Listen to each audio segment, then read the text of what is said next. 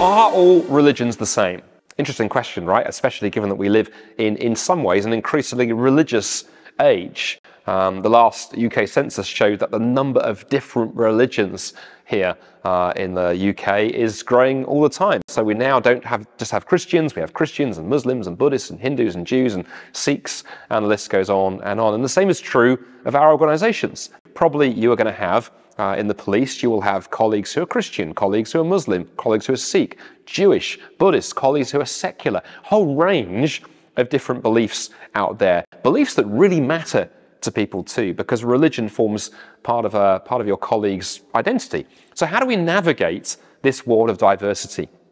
One common answer I hear is people will sometimes say things like, well, perhaps we just need to affirm that in some way all the world's religions are essentially the same. That's a very common idea we hear.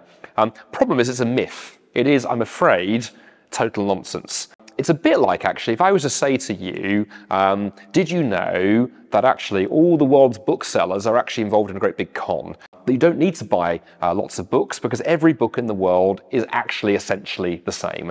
And Amazon and Waterstones and whatever, they're trying to rip you off by conning you into thinking you need more than one book. I'm assuming your conclusion would not be, wow, what amazing wisdom. I'm assuming your conclusion would be, firstly, that's nuts. And secondly, you'd probably suspect I hadn't read more than one book. My claim of everything being the same actually is a claim of ignorance, not wisdom. And with the very greatest respect, when someone says to you the world's faith traditions are essentially the same, it's actually also a sign they haven't studied any of them particularly closely. Because when you look at the world's religions, when you compare Islam and Buddhism and Hinduism and Sikhism and Jainism, the list goes on and on and on. Pick any that you like. And when you put to them questions like, what do they say that God is like? Do they say there's a God? What is God like? What do they say is the answer to questions like what it means to be human? Who are human beings? What do they say in answer to questions like what's gone wrong with the world and what's the solution? When you put those four questions, what is God like? Who are we? What's gone wrong? What's the solution to the world's major faith traditions? You see huge differences. And let me just give you a quick illustration of that. I'm a Christian. But as well as being a Christian philosopher, my academic expertise is Islam. I'm actually unusual as a Christian in that I have a PhD in Quranic studies. And one of the things that drew me into that fascinated me about studying a faith different to my own, were in fact the differences. And the more I studied Islam, the less similarities I saw. So, for example, when you compare the Quran and the Bible and you ask those questions, what is God like? Well, you see a very different view of God in the Bible than you do in the Quran. For example, the God in the Quran, in the Bible, is a God who is relational and personal, who can be known personally. The God of the Quran is a God who is distant and transcendent, to use a big word, but quite different view of God. What does it mean to be a human being? Well, the Bible on the very first page says that human beings were made in the image of God. The Bible has a very high view of humanity. The Quran thinks human beings are very important, but doesn't make a claim anything like that.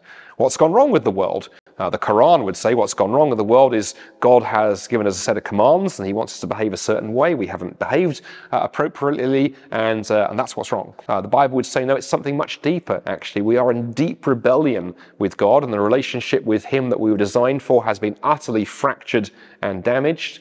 And what's the solution?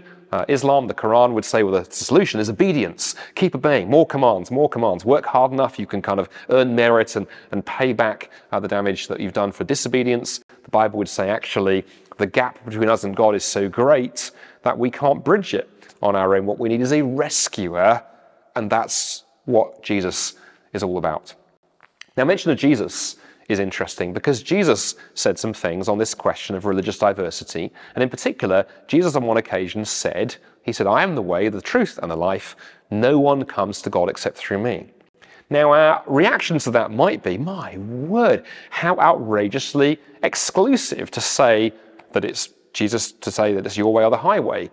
But I would say actually what's interesting is exclusivity is baked into all of the world's religious traditions. Islam is an exclusive faith. Muhammad didn't say, hey, here's some ideas, you like them? Fantastic. If you don't, choose something else. He claimed to have the only truth. He claimed that he was the final prophet. He claimed the Quran was God's final revelation.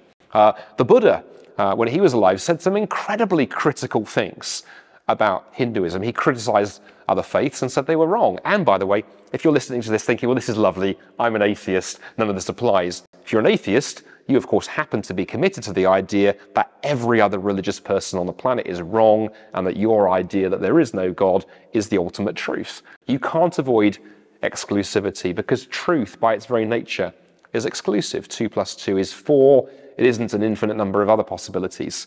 And so I would suggest it is not unusual that when we deal with religion, we are dealing with the question of what is true. So how do we navigate some of this? Well, sometimes truth can take effort to find out. We're going to have to think and read and reflect and study. We might have to perhaps, crack open the Gospels, those 4 historical biographies of Jesus and read some of the stuff he said and think, is this true? And we can ask the truth question of other religions too. But we can also try and create cultures in our society and also in our workplaces where we encourage people to bring their faith with them into the workplace because it's part of their identity, but also encourage people to talk to one another about these deep questions and not be afraid of difference. Difference is not something to be afraid of, because if we truly respect and value one another, our friends and our colleagues, then we can afford to allow space for disagreement because we can respect one another even while recognizing we have difference. So as we think about these big questions of religion and spirituality, don't be afraid to ask those big questions of life. Make sure that you pursue truth, that you recognize there is truth out there to be found. But as you do that, honor and respect those whose journeys look a bit different to yours, not by shoving everyone together into one great big melting pot, but realizing that we are wired as humans to be spiritual. We are wired to look for God, and that the pursuit of truth is going to require some discussion and even some dispute and disagreement along the way.